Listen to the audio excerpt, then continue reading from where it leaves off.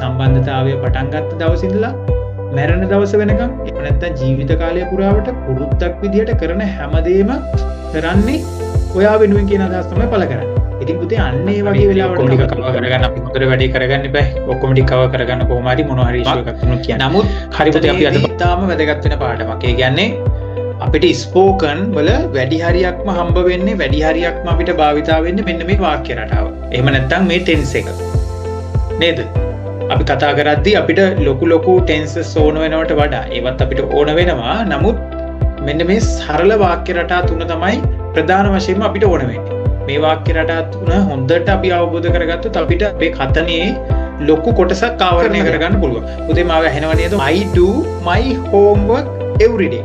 මම ගෙදර වැඩ කරනවා හැමදාම. පුතේ මේක පුරුද්දක් විදිහට කරන දෙයක්. පුතේ මං කියන අදහස තේරෙනවද? මං කියන්නේ පොඩ්ඩක් පරක්ලොත්. හරි. කියන අදහස තේරෙනවද? අපි අද ඉගෙන ගන්න. හරි. simple present tense එක ඊටාම පහසු tense එකක්. අපි ඉක්මනට කරගෙන යමු. I do my homework. I do my homework every day. පුතේ මෙන්න මේ වගේ පුරුද්දක් විදිහට කරන දේවල් තමයි පුතේ මේ වාක්‍ය රටාවෙන් අපි අදහසින් පළ කරන්නේ. පුතේ දැන් මේ යට වාක්‍යයෙන් ඕගොල්ලන්ට පේනවා මෙතන කියලා තියෙනවා මේ අපි යට වාක්‍යයේ තියෙන පුතේ present continuous tense එක. එතකොට පුතේ මම ගෙදර වැඩ කරමින් ඉන්නවා. මම ගෙදර වැඩ කරමින් ඉන්නවා කියලා තාම ඉගෙන ගත්තේ නෑ පුතේ. ඒක ඉස්සරහට ඉගෙන ගන්නවා. මම මෙතනදී පැහැදිලි කිරීම කරන්න උත්සාහ කරන්නේ මේ simple present tense එකයි එහෙම නැත්නම් simple present tense එකයි present continuous එකයි පැටලෙන තැනක් මේක. හොඳින් අපි අවබෝධ කරගන්න ඕන පුතේ අපි මේ මොහොතේ යමක් කරමින් ඉන්නවනම් නැත්නම් මේ මොහොතේ සිද්ධ වෙමින් තියෙන දෙයක් ගැන කියන්න ඕන නම් අපි එතෙන්දී යූස් කරන්නේ පුතේ continuous රටාව. continuous. එහෙම නැත්නම් පුතේ අපි පුරුද්දක් විදියට කරන දේවල් පස්සෙකින් අපි සාමාන්‍යයෙන් නැවත මේවා නැවත සිද්ධ වෙන දේවල් නේද? නැවත සිද්ධ වෙනවා. නොකඩවා සිද්ධ වෙනවා. එහෙම නැත්නම් පුරුද්දක් විදියට සිද්ධ වෙනවා. අපි ජීවිත කාලයක් පුරාවට පුරුද්දක් විදියට සිද්ධ කරමින් යන දේවල් තමයි පුතේ මේ අදහසෙන් මේ වාක්‍ය රටාවෙන් පළ කරන්නේ අපි. පුතේ මෙතනට නිකන් ගැටලුවක් ආවද කාට හරි? පොඩි හරි ගැටලුවක් ආවද මේක ඇයි මෙහෙම වෙන්නේ මෙහෙම වෙන්නේ කියලා වගේ ගැටලුවක් ආවද කාට හරි? පොඩි හරි ගැටලුවක්. නෑ තේරෙනවා. හරි පුතාලා අනිවාර්යයෙන්ම සටහන් කරගන්න පුතේ. අනිවාර්යයෙන්ම සටහන් කරගන්න. පුතේ පුතේ එනවා S ඊට පස්සේ පුතේ ES එනවාකට ඒ වගේම පුතේ IES එනවා.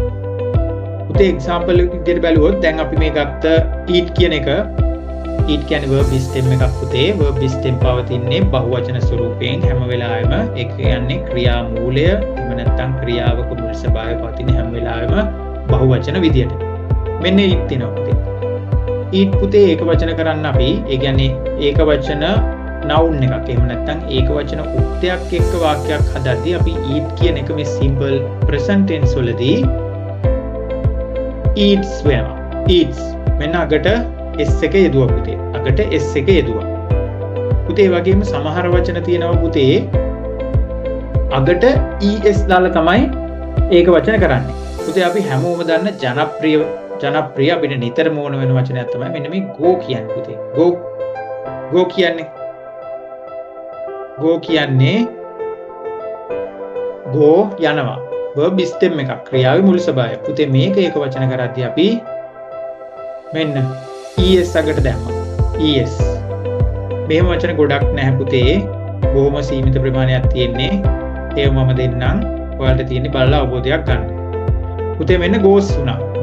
goes වුණා. ඊට පස්සේ පුතේ මෙන්න මේ IES යෙදෙන අවස්ථාවල් බලමු පුතේ. පුතේ මෙන්න මේකෙදි මතක තියාගන්න නෝට් කරගන්න මෙන්න මේ ES එනවා. ගොඩක් වෙලාවට ES යෙදෙන්නේ පුතේ ES යෙදෙන්නේ verb වල මෙන්න මේ O අකුරෙන් ඉවර වෙන අවස්ථාවල බහුතරයක්. හැම වෙලාවෙම කියන්න බෑ. ගොඩක් වෙලාවට O අකුරෙන් ඉවර වෙන වචන. එහෙම නැත්නම් CH වලින් ඉවර වෙන වචන. ඉවර වෙන verbs වලට තමයි පුතේ මෙන්න මේ ES අගට යොදන්නේ. ඒක වචන කරන්නේ. හරි පුතේ. ඒ වගේම IES යෙදෙන අවස්ථාවක් අපි බලමු පුතේ. IES යොදන්නේ පුතේ සාමාන්‍යයෙන් verb එකක් y අකුරකින් අවසන් වෙනවා. ඒ කියන්නේ අපි හිතමු අඬනවා cry කියලා. ඔන්න y අකුරෙන් අවසන් වුණා. මේක ඒක වචන කරන්න පුතේ cries. අඬනවා නේද? they නම් cry, they cry, they cry. he නම් පුතේ, he නම් නැත්තම් she නම් නැත්තම් සුපුන් නම් කොහොමද පුතේ? අපි කියමු සුපුන් නටනවා කියලා. සුපුන් නටනවා කියලා කොහොමද කියන්නේ එහෙනම්? සුපුන් නටනවා කියලා කොහොමද කියන්නේ පුතේ අපි? දැන් මේකට මේ අපි දැන් ඔව් පුතේ sorry කියන්නයි මම. සුපුන් cries. සුපුන් cries පුතේ යන්න හරි. සුපුන් cries. සුපුන් cries. එහෙම නැත්නම් she cries. එහෙම නැත්නම් he cries. හරි. මෙන්න මේ අදහස පුතේ. හරි. අපි බලමු. මෙන්න පුතේ. රූපයක් තියෙනවා කෙනෙක් යනවා නේද? පිරිමි කෙනෙක්. එහෙනම් අපි he නේද? he goes. ඔහු යනවා. ඔහු යනවා. he goes. ඊට පස්සේ පුතේ මෙන්න අපි කතා කරා මෙන්න පුතේ සුපුන් ඉන්නවා නේද? අපි දැන් සුපුන් කියන්නේ ලොකු කෙනෙක් කියලා හිතන් හිටියට මෙන්න පුතේ සුපුන් කියන්නේ පොඩි කෙනෙක් නේද? මෙන්න පොඩි සුපුන් කෙනෙක් ඉන්නවා පුතේ. පොඩි සුපුන් කෙනෙක් ඉන්නවා. පොඩි සුපුන් එහෙම නැත්නම් සුපුන් ඒක වචන සුපුන් තනියෙන් ඉන්න Supun නඩනවා. Supun cries. Supun cries. Supun cries. they went. ඔන්න උන් ගියා. ඔවුන් ගියා පුතේ. ඔවුන් ගියා කියන අදහස කියනවා. ඊට පස්සේ පුතේ අපි කියනවා දැන් අපි දෙවෙනි ටික නැත්තම් they did not go. they did not go. ඔවුන් ගියේ නැහැ. මෙන්න පළවෙනි එකෙන් පුතේ අපි කිව්වා ඔවුන් ගියා. they went. they went. ඔවුන් ගියා. මෙන්න පුතේ අපි දෙවෙනි එකකින් නැත යන අර්ථය කියනවා they did not go. they did not go. ඔවුන් ගියේ නැහැ. ඔවුන් ගියේ නැහැ. මෙන්න පුතේ ප්‍රශ්නාර්ථය පුතේ ඔවුන් ගියාද? ඔවුන් ගියාද? මෙන්න මේක පුතේ හරිද? දැන් මෙන්න මේකට ප්‍රශ්නාර්ථය තමයි අපි හදන්නේ. ඔවුන් ගියා. ඔවුන් ගියා. දැන් අපි හදනවා මේකට ඔවුන් ගියාද? ඔවුන් ගියාද? පුතේ මෙතෙන්දි වෙන්නේ did එක මුලට ගන්නවා. did they go? ඔවුන් ගියාද? did they go? did they go? ඔවුන් ගියාද? did they go? ඔවුන් ගියාද? did they go? did they go? did they go? ඔවුන් ගියාද? did they go? මෙන්න පුතේ ඔවුන් ගියා they went. ඔවුන් ගියාද? did they go? did they go? they went. ඔවුන් ගියා. did they go? ඔවුන් ගියාද? මෙන්න පුතේ ඊළඟ පියවරට අපි යනවා. they did not go. ඔවුන් ගියේ නැහැ. ඔවුන් ගියේ නැහැ. ඔවුන් ගියේ නැද්ද පුතේ? දැන් අපි හැදුවේ ඔවුන් ගියාද කියලානේ.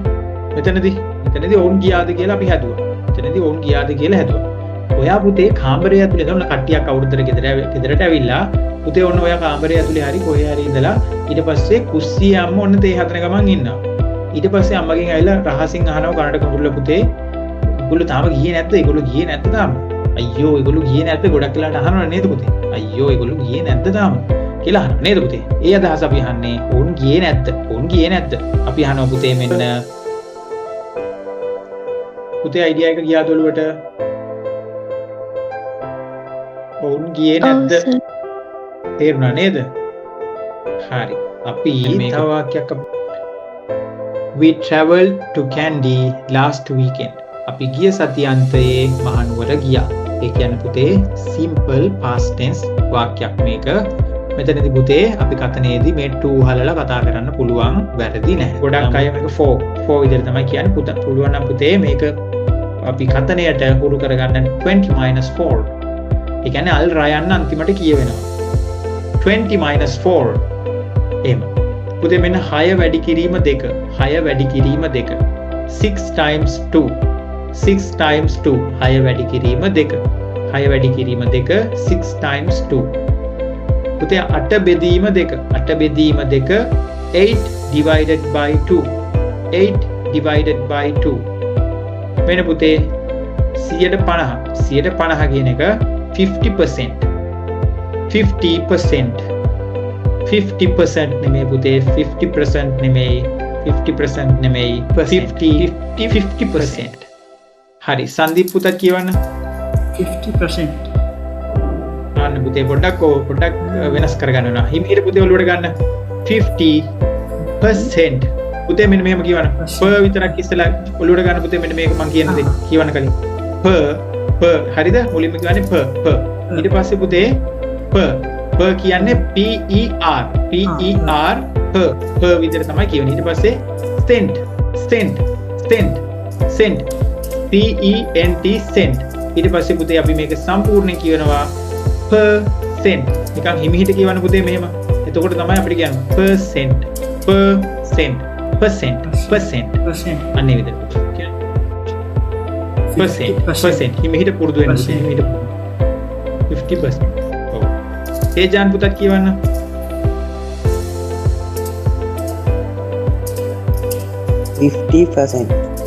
50% හරි පවත් අදනව නේද පුතේ හරි අනිවාර්යයෙන්ම පැයක් කියන්නෙත් නෑ පුතේ ඔය වැඩේට හරිද පැයක් කියන්නෙත් නෑ අනිවාර්යෙන් කරන්න පුතේ තව චූටි දෙයක් කියලා මම ඉවර කරන්නම් පුතේ අපි ඉගෙන ගන්න දේවල් තියෙනනේ ඉගෙන ගන්න දේවල් පුතේ දැන් අපි අද බලනවා අද පාඩම් කරනවා ඊට පස්සේ අපිට සාමාන්‍ය මිනිත්තුකට ස්වභාවය තමයි ඒක සාමාන්‍යයෙන් පැය 24ක් පැය 36ක් යද්දි සාමාන්‍යයෙන් මූලික කරුණු විතරයි ඔළුවේ තියෙන්නේ ඊට පස්සේ පොඩි බෑග්ග්‍රවුන්ඩ් නොලෙජ් එක අමතක වෙනවා ඒක මනසේ ස්වභාවය මොනම දෙයක මතකයේ ස්වභාවය දකුණු මොලෙත් එක්ක තමයි ගනුදෙනු වෙන්නේ. ඒ නිසා පුතේ අපි මේ දකුණු මොලේ සමහර ක්‍රියාත්මක නැති නියුරෝන නිපදවන අවස්ථාවක් තමයි පුතේ මේ ලැන්ග්වේජ් එක කලින් ඉගෙන ගන්න ඕනේ. හරිද? මම මේ කියන දේවල් තව ඕනනම් ඕගොල්ලෝ සර්ච් කරලා බලන්න. මම හොයලා හොඳට අවබෝධ කරගෙන තමයි මේවා කියන්නේ. මේවා මම ඊට කලින් අවබෝධ කරගත්ත නිසා තමයි පුතේ මේ දේවල් ෆලෝ කරලා ඉම්ප්‍රූව්මන්ට් එක ඇති කරගන්නේ. ඉතින් පුතේ මම කෙටියෙන් කියන්න ඕන දේ තමයි ඒක නිසා දැන් අද බැලුවා ඔයගොල්ලන්ට දවස් දෙකකින් මේකේ මූලික කරුණු අමතක වෙනවා. ඒක නිසා පුතේ අද බලලා දැන් අද 24 නේ. ඔයගොල්ලෝ එම දවස් දෙකකට පස්සේ අයිමත් පොත පෙරලලා ඔයා ලියපු ටිකයි මේ මම කියන පුතා නෝට් කරගත්ත ටිකයි චුට්ටක් මතක කරගන්න. හරිද? වාක්‍ය දෙකක් අන්න ඒ විදිහට වැඩි කරගෙන යමු පුතේ. හරි නේද? එහෙනම් අපි අද ඉවර කරමු පුතේ. Thank you very much for joining today's lesson.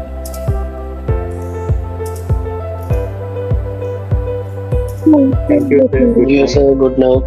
Good night. Thank you.